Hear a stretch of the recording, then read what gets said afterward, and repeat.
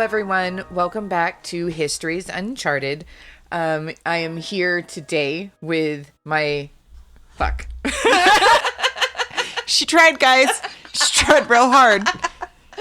She like breathes and preps and like focuses. And then fails. Every single time. And that's the intro to episode 2. Crap. Welcome back, everybody. Here we are. Just I'm roll Shanna. with it. Let's go. I'm your host, Shanna. You all know that. We all know how terrible I am. Yeah. At most of this. I'm just here for the stories. And I am the amazing Yes, she is. Cecilia. Yes, she is. Everyone will think you're a magician. I know. And you kind of are. Anyway, we are here for ancient Greece and Rome and gods and parties and ancient rites and stuff like that. So Absolutely. Welcome back. This is episode 2 in our Dionysus Bacchanalia series that we are doing.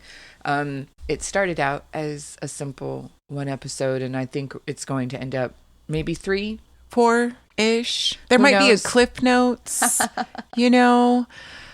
We just like talking about parties. Absolutely. But we are still like mid conversation of just the history of Dionysus. of this dude and his 30 different names. Yeah, 30 names, 500 backstories, origin stories, all the different stories he did through his youth as he scampered through the world performing magics and being a god. I love it. Yeah, his name is Dionysus. If you are just tuning in, he is a Greek god that has been worshipped for a very long time. There are artifacts and evidence of him being worshipped by the Minoans up to like 1500 BCE. So the thought of him has been around for a while. Yes. Yeah. In lots of different ways, in lots of different horned and vined and grapes and rapes. And rapes. And baby chunks. And baby chunks. But I just want you to know that my date earlier, I said 200 BC. I lied. Bacchus / Dionysus was officially solidified as a myth in 405 BCE. When Euripides wrote the groundbreaking, earth-shattering play, The Bacchae. What? Yeah, that's the play that we went to. It was a beautiful play. Like, honestly, if you ever get to go and see Greek plays, go do it, because it's way cool. They're it's like taking a step back in time. It feels different than a modern play to me. I agree. I think they're fun, and they always involve dead babies. I mean, dead come babies. on. Really fun masks. Really interesting portrayals of characters. And in all reality, because we've whitewashed it, and you guys should know, lots of penises. They call them phalluses.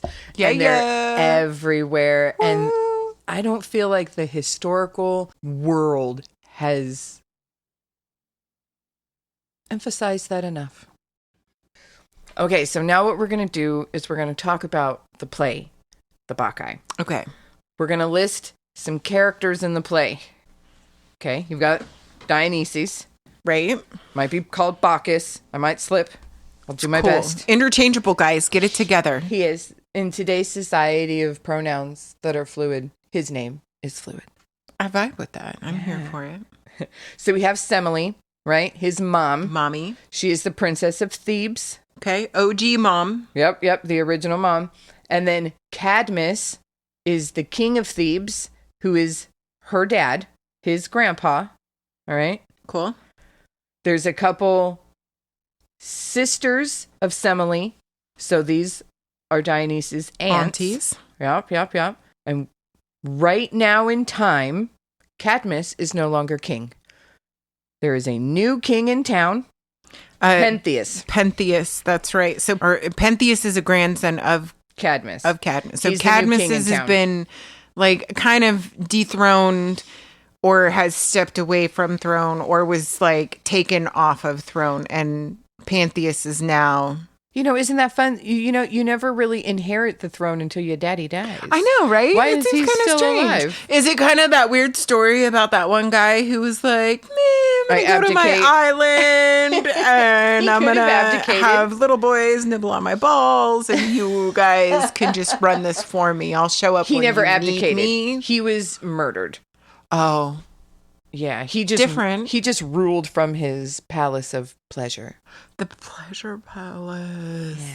All right. Well, Cadmus is straight up like, He's retired king. we Joe Biden'd him. You are unfit to serve. Probably. You're too old. I think the point Kick rocks. is because it's Semele's dad. Okay. Right? Because we're talking about Semele, which is Princess. Dionysus' mom, the princess. This is Grampy's. But this is next generation later. Right. Because Dionysus has traveled all over the world. And now your uncle right. is... king. Well, nephew. It's grandson. Who knows, okay? So his cousin... Pantheus is king. Pantheus is... The cousin family to tree Bacchanalia is weird. Dionysus. All right, We whatever. haven't even got out of the cast of characters yet. It's a fucking Greek play, folks. It's confusing because honestly, if you really look at the genealogy of it, they could have been brothers. Like really, when we look into the family tree, it they could have branch been a lot. sister, brother, cousins. Right. It happens. And then there's one more. So you got the ex-king Cadmus, Okay. the now King Pentheus. All right. And Not then following, but okay. we're trying, I know. Trying. And then there's one more character that's you need to know about, and that's Tiresias. Now, Tiresias is interesting because he's this old, blind beggar. He is not part of the palace staff. He is not royalty. He is the beggar that lives on the streets of Thebes. Okay. So he's an alternate perspective, alternate storyteller of this. Normally a Greek trope, the blind beggar is knowledgeable and given the third eye of foresight since his visual eyes are gone or, crap Right. like that. It's very round And or metaphorical. potentially like the voice and the seer of like the crowd. Right. Right. He could represent the plebeians, the mass, right. logic. Yeah. Vibes. Okay, cool. All right. So Dionysus shows up to the palace gates and is like, yo, what's up? I belong in this palace because I am Semele's son. Yeah. Right? I'm a little princey here. I'm a baby prince, step prince, Yeah. Step prince removed. Let me in. Hi. I'm coming to Thebes to say hi. I'm a baby chunk god here. And he says that. Zeus is my dad. My dead mom is my mom. And people don't really believe him, right? You've got the three aunties who are kind of like, who is this guy? My sister's dead. Was she raped by a snake? Did she explode? Interesting. Did the baby get saved before she exploded? Like, what? A lot of questions. So not That's interesting that they're kind of that judgy. They're fates. They give fates vibes. Well, All I mean, right. come on. You're this upstart shows up and says, you owe me money because I'm your dead sister's kid. Right. You owe me. Yeah. I'm your family. There's no DNA tests back then. Right. Yeah. So they're skeptical. All right. Cool. So the aunties are skeptical. The king is skeptical. Pentheus. He's like, come on, bro. Potential throne taker. Ooh, right there. Upstart, usurper. Exactly. So people really aren't having it. Okay. I get it. So That, and I mean, the story of Diane, he kind of like wanks it around, he's kind of like a little like, hi, I'm about here. it. Like, I belong here. Pulls out his little nail sharpener and he's like, I can see that. y'all bitches need to take care of me. Well, and not only that, but apparently he's been hearing that some of the rumors are maybe his mom didn't have sex with a god and maybe wasn't raped by a snake and maybe she got knocked up by the servant guy or the pool guy or something like that. Maybe she's a lying whore and she died in childbirth, and that is a rumor that is going around. So he is he's not really godlike. Right. Okay. Right. And so he's also showing up to come up and be like, so that's not true. Hi, I'm a son of a god. my mom is virtuous and a snake victim, and stop. A snake victim. Sorry. And stop belittling the name of my mama. Besmirching my mama's name. Okay, so he's obviously a god, but right now he's walking around as a mortal. So, god craze. I'm comparing this shit to Beatlemania. What, Dionysus? God craze. It's one of his abilities. So when he gets around you, so you can't look at Zeus or you'll explode. Okay. You can't look at Dionysus or you're like, it's instantly cocaine and X, and I am the biggest swinging, and I can fuck that tree and rip it up, and I'm bigger than a bear. Not that she nuts. would know any of that, guys. Not that she would know. So that's God crazed, and that's what Dionysus can do to you. He makes you insane. Like, you're right in front of Elvis in the 1960s, and it's the first time you were ever seeing or experiencing anything quite like that in the whole entire world. So that's why he's so dangerous, because he can make you lose control, and then you become a beast and a wild animal. But no one believes him. Right now, he's immortal. Right. Okay. So they're not having it. The sisters aren't having the auntie sisters are not having it. Right. And Dionysus is like, okay, I am going to show them through my godlike powers. Yeah. And he takes a group of women, including his 3 aunties, into the woods with him.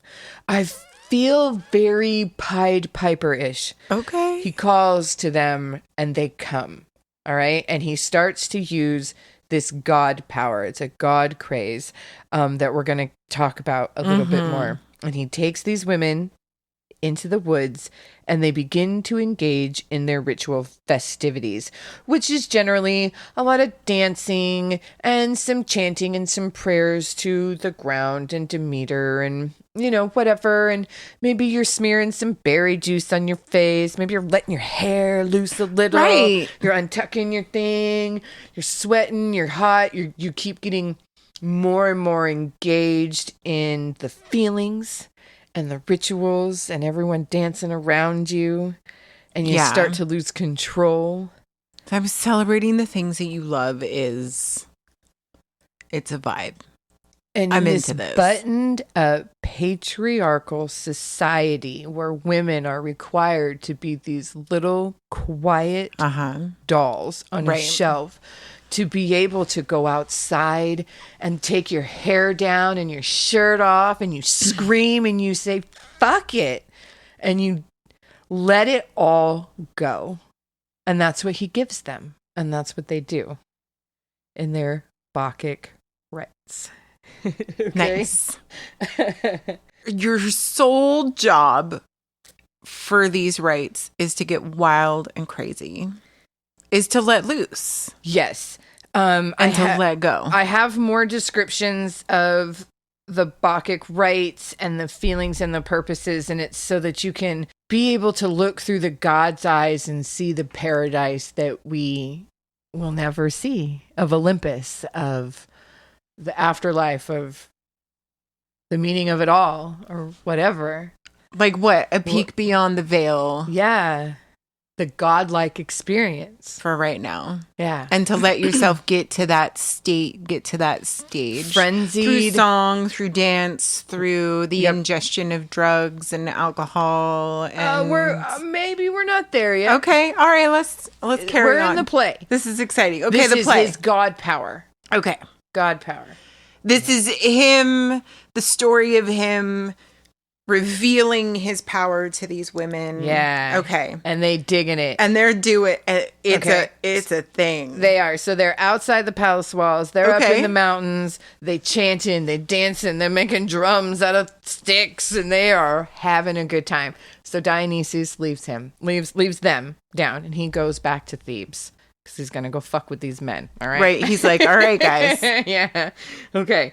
So Tiresias the blind, poor beggar. Right. Sees this, acknowledges this, is seeing what's going on with his mystical third eye, and he goes to find Cadmus. This is Semele's dad. This is the old king. They're two old men of the old generation. These young kids. And oh my God, this god is here. No one is listening. This is a god. And he's trying to tell Cadmus, this is real. He really is a god. And this is your grandson's what is going stupid. to happen. Your grandson's going to fuck this up because he's not listening that this is a god. I'm sorry. Has Dionysus stated his demands, his wants, his needs, other than the very first? Hi, my your name is family, Dionysus. Yeah, and all you of should it, take all care of it of at the me. beginning, at the gates. Okay, Palace and gates, they're like, day one. You're an idiot. You're an idiot. You're crazy. I'm ignoring you, and this is not real. And he's get out of here, you crazy horned man. Right. And he pipered the women out. Sees this, tries to tell Cadmus, and Cadmus says, ooh, what does Cadmus say? What does he say? You know, Cadmus looks at Tiresias and he says, maybe we should go play with them chicks. They look like they having a good time. Let's go experience let's go play. Let's go experience what he has to offer. Yes. If this is the truth, let's go check it out. Yeah, they were. Two old men. Let's go fuck with this shit.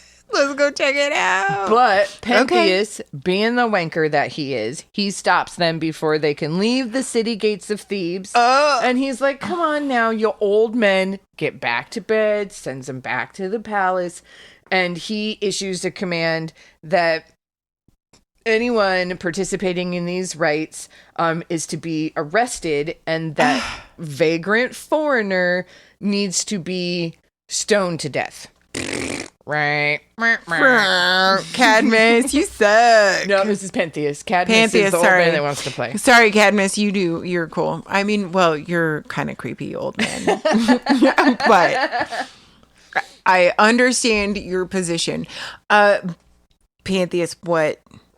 He's the Pentheus. D. Yep. Pentheus, what? Come on, man. Stop being such a stick in the mud. Well, I mean, I get his position. Dionysus is like, I'm fun and cool and could take your place. Yeah. Okay, that's fair. So I could see Pentheus being kind of like, fuck you, buddy. So he's got the guards out looking for Dionysus. Okay. But Dionysus is coming back anyway. So the guards run into him. He provides no struggle, and he goes back to the palace because he wants to talk to Pentheus anyway. Obviously. He's like, come on, guy. He never really answers straightforward because he's a god. God always answers in riddles, and they're very cryptic. And so Pentheus, and he's Dionysus. Yeah. So whatever. And he's probably like being really sarcastic. Okay. Like, what do you think it means when the pines grow? Yeah. Duh. You can just imagine him doing something. So this pisses off Pentheus, who chains him up, right? Obviously. Yeah. And he doesn't just chain him up. He chains him to an angry bull. Dionysus is now done. Dionysus is like, we're done with this. I'm going to show you that I am a god. He raises the palace with an earthquake. He starts fires everywhere. The king and him start battling. It is like that scene in the movies where the bad guy and the good guy are dueling and fighting, and there's explosions all around him. Okay, and they're about to kill each other when a herdsman shows up. Okay? No. Dun, dun, dun. And he says, King Pentheus, your mother, who happens to be one of the aunties, your mother has been seen with other ladies up in the woods, and they acting crazy. I've been seeing boobies. They killing animals. They're running around with sticks. You gotta come, King. You gotta come. For real? Baby Chunks dude is your family. They were even suckling animals. What? That's rough. I'm sorry, suckling. Yeah. Listen, it's the Bacchanalia. Oh, it's the Bacchanalia. They like to twine snakes in their hair. I'm not about that. I'm not about that. And then they perform, it's called miraculous feats, but it's like acts of strength. They uproot trees and things and smash and beat. So because they're in this wild, crazy frenzy, they have these strengths. Kind of like the, oh my God, berserkers, the Vikings, when they would get into such a worked up frenzy, they could run berserk around and they wouldn't feel injuries and stuff, and they'd have strength of 10 men. So that is what the women are experiencing as they are terrorizing the countryside. They got that god juice in them. They all running around naked, banging sticks together and killing goats and doing weird shit in the countryside. Apparently. Those multi-purpose goats. Okay. So they're like, we've got to take care of this. Obviously. So first of all, he's like, well, go stop them. And he sends a group of men into this group of wild women. How is that going to work, Cadmus? Well, these wild women begin to pursue the men. Surprise. The men run in amongst the cattle that they're herding, okay? And they escape. And the women fall crazed upon these poor animals, and they are ripping them to shreds with their bare hands. And so they keep moving through the countryside, harassing villagers, and like I said, killing animals and stealing things and breaking fences. And whenever people try to stop them, they use sticks and stuff to fight them back. And they're very affectatious. They are very good at what they do. That's fabulous. I kind of imagine it to be like that scene in The Kingsman where they activate like the secret cell phone thing and they all go crazy and everybody starts like murdering each other in a church or something. Yeah. I kind of feel like it kind of giving me that vibe. Yeah. The women are just set loose in this god crazed things. There's a really gross thing here. You know, they take breaks. They return to a mountaintop and take a break. And they let the snakes lick them clean. The Greeks were very into snakes licking wounds and clean and healing properties. But that's interesting. Yeah. Snakes were venerated animals in ancient Greece. No, not my favorite. Super curious about that. That's I'm much more of an Egypt cat kind of a person. Toads. I'm very snakes. I don't know. I can get on board with spiders, even though they creep me the heck out. I can get on board with like the spider ladies of like American native mythology and stuff. Like, there's some cool spider stuff out there in the world. There is, but snakes. It's not my fave. No. It's sad that it's a Slytherin, but you know, you take what you can get, I guess. Says the Hufflepuff. I don't know. I feel like we should really be honey badgers. Okay. So, where are we? The men found the women. They couldn't take them on. The women go back to resting on the mountaintop. Okay. Pentheus is pissed. And he is like, we need to go in full force. And Dionysus comes up and says, I got a better idea. Let's go spy on him. Yeah? Let's go spy on him, and then you'll know what to do and how to attack. Okay? Right, let's go witness the Bacchanalia. Yeah. Essentially. So while they're traveling to the mountaintop and they're having these conversations, and Dionysus is kind of egging him on, he is also releasing his god power, his god craze. Of course he is. Okay? So, like, just imagine, like, the more that Pentheus is walking, kind of, he's getting drunker and drunker and, like, right, a trickle drip. And he's getting more and more worked up.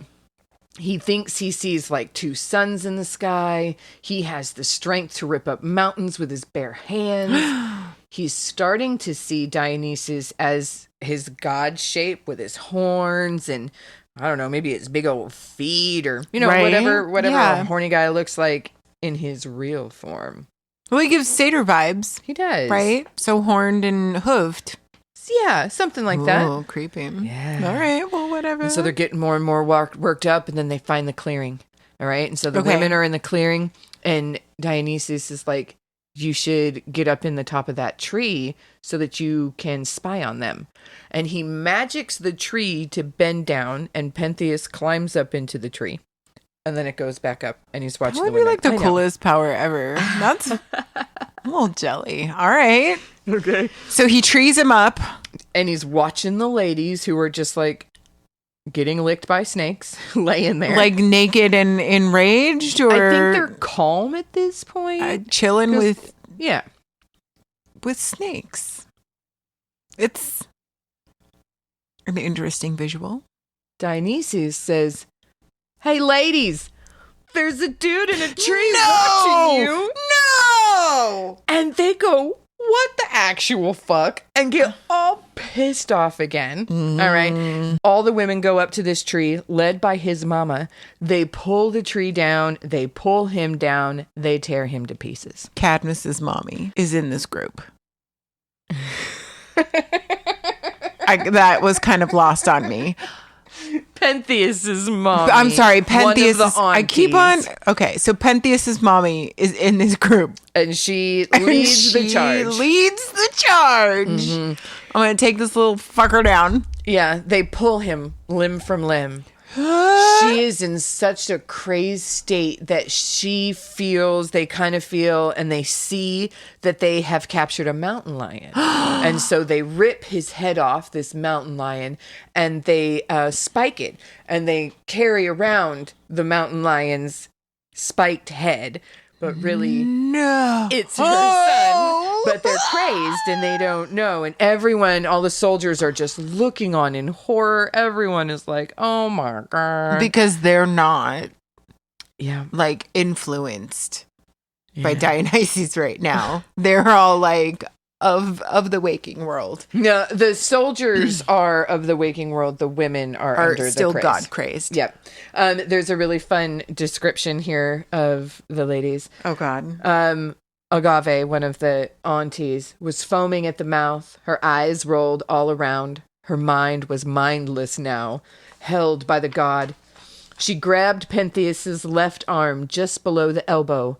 Wedging her foot against the victim's ribs, she ripped his shoulder off. Not by mere force. The god made it easy. He worked the other ant. The other ant worked on his right arm, ripping the flesh. The third and the rest of the mob of the Maenads gripped him, screaming as one. While he had breath, he cried. But they were whooping victory calls. One took an arm, another a foot, boot and all. They stripped his torso bare, staining their nails with blood, then tossed chunks of flesh around. Pentheus's body lay in fragments now on the rocks. It mingled with the leaves buried in the woodland, hard to find. Wow, so he's like, you deny me my familia rights, and I will have your mother and her cronies rip you limb from limb and then tear your torso apart in chunks. Wow. That's deep. All right. Listen, Pentheus. They tried to tell you. They tried to tell you. They weren't trying to be creepy old perverted men. No. They tried to tell you this was really, really real. Maybe you should check out what the god's saying. Don't piss off the gods. That is the moral of this story. It's always the moral of the story. Don't piss off the gods. Well, while still in her craze, right, Pentheus's mom proudly carries her mountain lion's mounted head up to the city walls, and she nails it to the gate, gleaming with pride. And she looks to Cadmus and everyone else looking on and says, "Look what I have done. I have captured and killed a mountain lion and brought back his head as a trophy." Obviously. Super exciting stuff. Everyone is like, "Oh my God. Oh my God." Girl. Girl. And so Dionysus lets his god craze begin to come off. And so they're all standing there, like, their hair all messed up, like, their left titty hanging out. They got mud smeared on their face, and they're covered with blood. And they finally start to come to. Yeah. And she sees her son's head, like, right there.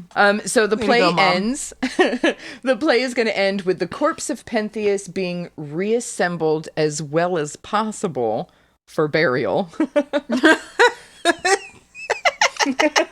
Sorry, as well as possible. As well as possible, because there are still chunks. Those kid chunks. Hidden in the leaves. The aunties are sent into exile.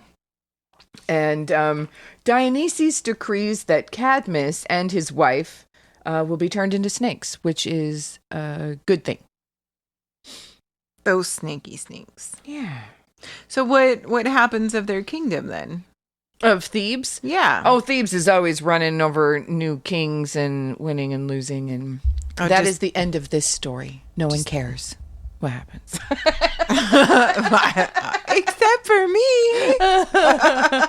Nobody cares what you think. Thebes goes on to have a rich history. there they go on. So that is now, as of 405 BCE, the official story of Dionysus. So when the Bacchic rites come in, it's going to involve women at first, women of certain social classes being able to change the bounds and layers of society, right, and restrictions on society. It's going to involve a lot of wine, because it's Dionysus. And a lot of revelry. There may or may not be a bunch of animals torn apart. May or may not. You never know. Depends on the timeline, where you are in history. So now you got that. Dionysus has so many crazy stories. So he's got this one story while he was just bebopping around the world in between India and Greece. And he's chilling on a seashore one day. Traveling god. Just being a god, laying out. So he seems kind of gives me this down by the river kind of vibe. No, do you know who he really reminds me of? What's that? Matthew McConaughey. Ooh. Oh. Yeah. Just boyishly good, sexy as shit, sleeping with everything and nobody minds. Yeah, nobody cares. You're just like, it's Matthew McConaughey. Just carry on, sir. Yeah. Okay. Can I watch? That's who I kind of see. He's just always kind of lounging around. However you would like me involved. It sounds great. Typical masculine, very attractive. It's just who I kind of see him chilling. And he's always got that, like, all right vibe. Yeah. I could see that. That's who I see in my little mind. Especially in this story. So he's chilling on a seashore, collecting seashells. I don't know. That's super funny. I see Timothée Chalamet. If we were to modern day Dionysus, that's who I would probably pick to play. It's little Timothée Chalamet. That's hilarious. Yeah. Everyone, please put in your comments who you think. For reals, who would be your modern day Dionysus? Who would Strutting it be? Around. For reals. Sitting on a seashore. Okay. Oh, also, who was the guy? I'm sorry. Who is the guy who played the Sandman? That would be another strong choice for Dionysus. The Sandman in Gaiman or the Sandman in Spider-Man? Oh, the Sandman, Gaiman's Sandman. Got you. Because I was thinking the of Netflix ones. I was thinking of Spider-Man first, and I was like, I don't think Lowell could be. No. No. I might also Tom Holland. Little tiny Tom Holland. Yeah, I think he would be so boyish. He's not that I dirty. think I think you might be surprised. I've seen him in some of his darker roles. That's hilarious, Tom Holland. Let's see what you think if you could be naughty enough. For real, if you ever get to listen to this, I think you could be. I think you could be. His darker roles have been really good. I think he could be. Maybe that's what we should do is regular, like, who's the modern day Oh my Vlad? God. Can you imagine what would be hilarious? The modern day Edgar Allan Poe. Patrick Swayze from Tu Wong Fu. For who? Dionysus. Dionysus. Maybe more Wesley Snipes from Tu Wong Fu. Because he got sass. Yeah. Dionysus has sass. I would see that as well. I would see him super sassy. Yeah. Obnoxious. All right, folks, we're going to go back to that seashore. Chilling on the beach. Yeah. Just chilling, being a beautiful Matthew McConaughey. And some sailors spot him and think quite rightly that he's a prince. So they're like, I'm going to kidnap him and then I'm going to ransom him because rich people are good to get quick money. Too beautiful to not be rich. Too beautiful to not have somebody pay for him. Or if no one pays, you always got a sexy slave now. So they throw him on the ship and they take off, and it's super weird because no matter what they do, no rope can bind him, because you have to think about this, okay? Like the Greeks think about it. Rope is made from flaxseed and hemp, and those are plants and vines, and Dionysus is in control of natural things, and so no rope can bind him. I love that. All right. It's like poison ivy. Yeah, kind of. So chains when you need to deal with a god. Always keep that in mind. So he got loose of his bindings, turned into a lion, and ate everybody on board. Any of those that jumped from the ship were turned into dolphins. Okay. Now, because of this, Dionysus is very associated with dolphins. It's really weird. So it's grapes, vine leaves, and dolphins is what he is associated. And it's because of this story right here. Super weird. That specific little chunk. This tiny, tiny little chunk, and then dolphins get drunk and wine and party. Yep, that's Dionysus. Dolphins. Yeah. Wine. Parties. Fuck yeah. When the Dolphins. Romans... Dolphins! Yeah. All right. After he fucked with Thebes and took out Pentheus, he went vagabonding around the world. Dig it. He went into the underworld to rescue his mom, Semele, right? He wanted to make sure that she had her rightful place on Olympus, being a victim of Zeus's sexual aggressions, as he does. So he had to lure and get past the hell dog Cerberus. Now, how do you get past Cerberus? You enlist the one person that is strong enough to get past him, who is Hercules. Hercules, in one of his labors, had to get past Cerberus. So,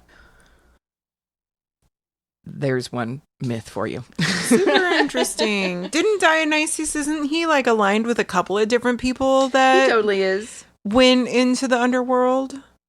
Or was it just him in particular, I guess? It's always his mom. He's always going and rescuing his mom. Right. The dead shade. Semele. She's always just this sweet, innocent little... I dreamt I was a tree. And then blows up. I love that. Okay. I don't know. A lot of weird stories. Okay, so there's this Christian writer. Dionysus was going about his journeys, and he met this dude, Polymus, right? Mm-hmm. And Polymus is like, look, I'll help you on your journeys under one condition. You let me be your lover. Ooh. And Dionysus is like, cool. I'm okay with this because free love. like lovers. I like lovers. Duh. Let's do this. But unfortunately, Polymus died before they could consummate their vow. So to make sure that Polymus's shade, his dead spirit, his soul in the underworld Okay. was satisfied and wasn't left like with unfinished business as a ghost or whatever. Okay. Okay? To honor his spirit. This is just so he could honor the spirit of a dude he said he would bone, but couldn't. Because he died first. Deep. Listen, Dionysus. He's a good guy. Listen. He's a good guy. This guy won't have unfinished business now because of this. So, to help him, he takes a fig branch. What a caring lover. Beyond the grave. And he, wow. He uses this fig branch as a phallus, and he penetrates himself in Polymus's honor. So he gets himself off one time for Polymus. My heart is so warm and melty. You know what? He's not just good to lovers. He's good to people that are important in his life as well. All right? He's a good guy. Dionysus. This guy. So he had like this foster father, this dude that grew up with him. You know, he was a father figure in his life. His name is Selenius. Okay. So one day he goes missing. He's old. Maybe he's drunk. Maybe he's got Alzheimer's. Who knows? He wanders off and he goes missing. And he gets found in the gardens of this king dude named Midas. Okay. Midas is like, okay, this old dude is like in my garden, but I'm not going to be a dick. And he brings him in and he gives him some food and he washes him and he sends out a notice and says like, I found this old dude. Who belongs to this old dude? And Dionysus is so grateful that he didn't like kill him out of hand or kick him out or whatever. Mm-hmm. He says, Midas, dude, I'm going to give you whatever you want as a reward. Thank you for saving my foster dude. Aww. And Midas says, you know what I would like? Gold. Yeah. And then there we go. Yeah. The rest is history. If you don't know the Midas touch story, where have you been? Where were you in the kindergarten? For reals. Yeah. The Bacchanalia, I get it. But Midas touch, come on, guys. They like to connect a lot of things, you know? It really does. Like, honestly, really, when you look at any sort of Greek mythology, you start to pick it apart and you see that story in the Bible. You see it. It's the same old story. I really want to like conclude his ridiculously long list of lovers before we even move on to the Bacchanalia, which is the entire focus and purpose of this small series that we're going to do. So we're going to end up getting a second episode in. We might be number 3 at this point. You guys just stay tuned. You never know what's going to happen. So I just want you to know that at some point we will get to the Bacchanalia. And you might have some weird intros and outros. Just enjoy the ride, guys. We're here for the ride. We're going to take you to some other Greek story connections. The Minotaur is this half man, half bull beast that lives in the basement of a castle, and this king is forever rich as long as he feeds the Minotaur young boys and girls from the city. So everyone should be familiar with that city. Story. Words. It's a common one. I mean, the theme of some king having to sacrifice is small children. Sacrificing small children and virgins in general. Well, as the story goes, that Theseus was going to get sacrificed. This girl was like, hey, you're cute. Let me teach you how. Let me give you a clue, which turned out to be the ball of yarn. He solved the maze. He killed the Minotaur. He ran away with the girl. Well, the girl actually has a name, and it's Ariande. Mm-hmm. Okay. So Theseus and Ariande run away to be happily ever after. But it turns out Theseus is a dick, like most men. Weird.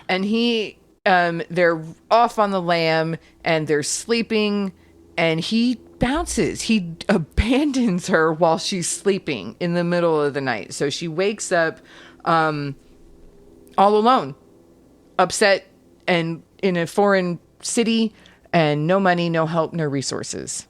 All right. This is poor Ariande.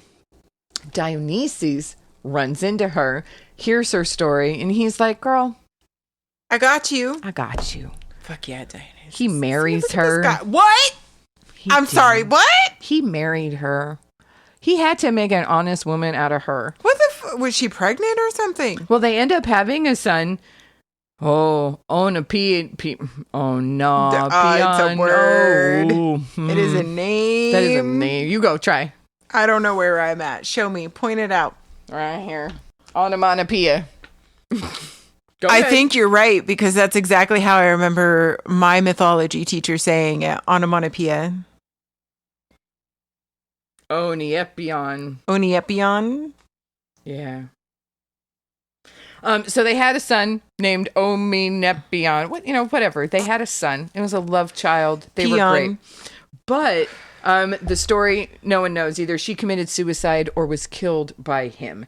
So there's... Killed by who? Perseus. This dude named Perseus. I can't even get into that story because he's like the dude that stole flames. Yeah. Perseus. His liver gets ripped out. Perseus. Yeah, Greeks are fun, but the point of the story is she helped this dude solve the maze of the Minotaur. He bounced. Dionysus made her an honest woman. Wow. That is the point of that story.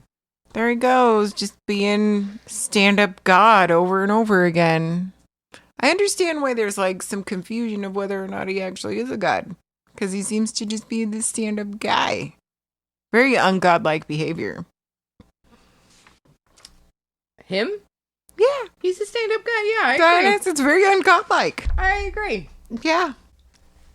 Man, I'm sitting here looking at like 2 more pages of just lovers.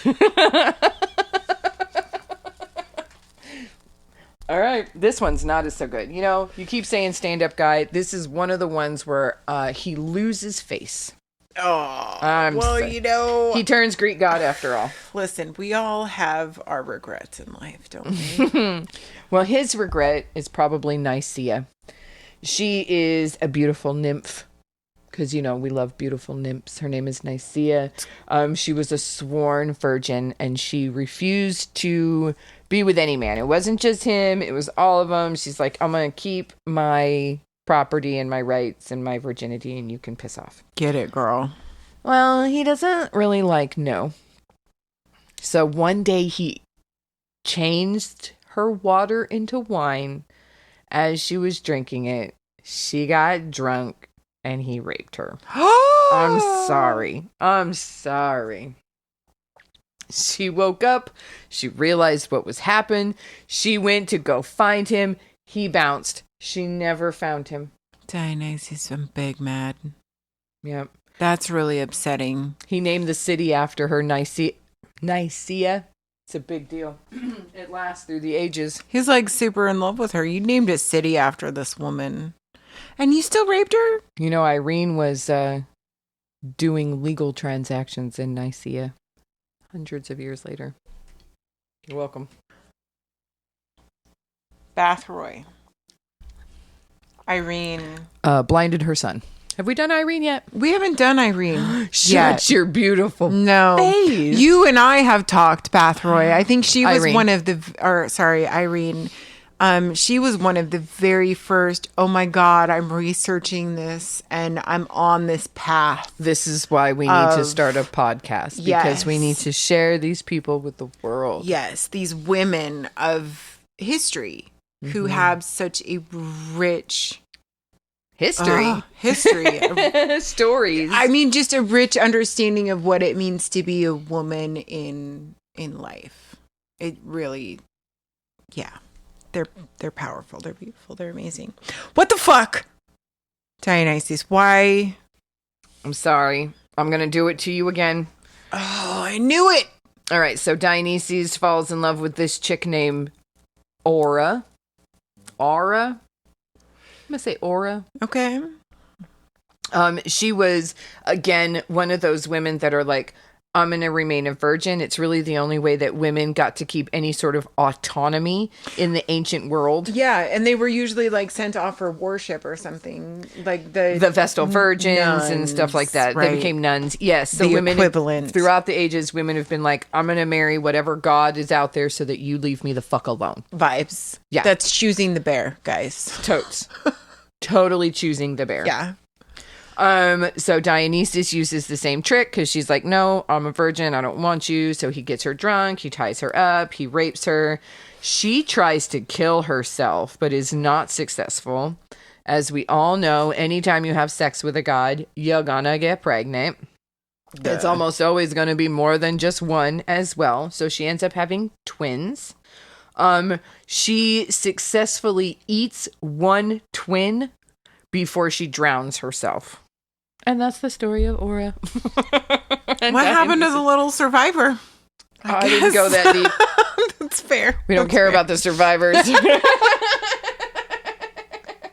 Like, he had some real shiner moments. I am finding it super interesting that some of those shiner moments are men. Yeah. And how he chose to honor those lovers versus... using and raping. The using and raping of women. Mm-hmm. That is a very... I guess not something I really saw before. No, these are the things that we don't point out. Yeah. Because we need to talk about them more. Yeah. Hey, we came to the end of the lovers. Here's some random facts for you. So the worship of Dionysus became firmly established by the 7th century, but he may, as I said earlier, have been worshipped as early as the 1500 BCE. Mycenaeans, Minoans, all of them had Dionysian type of things that they have found in their artifacts. Right. Let's see. His death and rebirth kind of gives off some Jesus vibes to me as well. I mean, humans, because ever since the agricultural revolution, when we learn that you plant seeds, then you grow them, and then you cut them down, and this whole cycle of life and death and slaughtering and animals and all of this, like, it's just what we do. Yes. And that some plants will come back year after year after year, that there is that rebirth. It's very interesting. The first and oldest of festivals dedicated to Dionysus, it is called the Rural Dionysa, and this was in Attica in Greece. It celebrated the cultivation of wines at the end of harvest. It was generally around the winter solstice, December, January. So party, New Year's Eve, that's kind of where we were going with this. They celebrated with phalluses, loaves of bread, jars of water, and tons of wine. Surprise. Yeah. The Greeks, whenever they held big festivals, loved to hold competitions about who could write the best plays. Aww. And Euripides is one of the ones that won quite often, and he won with the Bacchae at one of these festivals, firmly establishing the myth. Right. And with that, we have the conclusion of the backstory of the god Dionysus. 2 episodes of backstory later, my friends. So coming up next in another episode, we're going to discuss the Bacchanalia and things that went on there, what exactly went wrong, and what happened to them Romans when they ruined Greek fun. Them bitches. So thank you so much for tuning in, and we hope that you continue to come back for the next episode, and we'll see you then. Bye. Okay, bye.